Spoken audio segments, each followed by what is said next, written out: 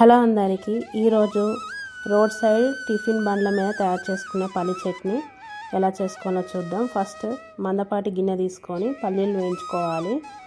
ఈ విధంగా వేయించుకోవాలి. ఇలా పల్లీని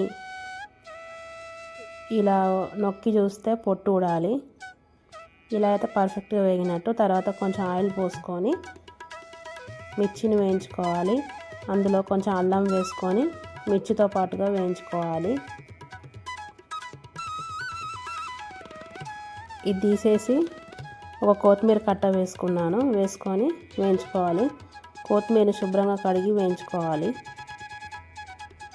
తర్వాత పల్లీలని పొట్టు తీసుకొని ఈ విధంగా మిక్సీ జార్లో వేసుకోవాలి. తర్వాత వేయించిన పచ్చిమిర్చి, అల్లం, పచ్చి కుడక, వేయించుకున్న కొత్తిమీర, తగినంత ఉప్పు వేసుకొని పట్టుకోవాలి. ఇలా పట్టుకున్నాక కొంచెం నీళ్ళు యాడ్ చేసుకుంటూ గ్రైండ్ చేసుకోవాలి. ఇలా గ్రైండ్ చేసుకున్న చట్నీని పోపు పెట్టుకోవాలి. నూనె వేడయ్యాక ఆవాలు, జీలకర్ర వేసుకోవాలి. అవి రెండు చిటపట్లాడాలి. ఆవాలు, జీలకర్ర చిటపట్లాడాక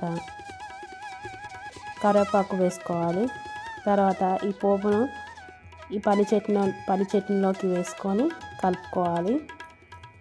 అంతే, ఎంతో సింపుల్గా రోడ్ మీద టిఫిన్ బండ్ల మీద చేసే పల్లి చట్నీ తయారైపోయింది. ఇది దోశ కానీ ఇడ్లీ కానీ చాలా రుచిగా ఉంటుంది.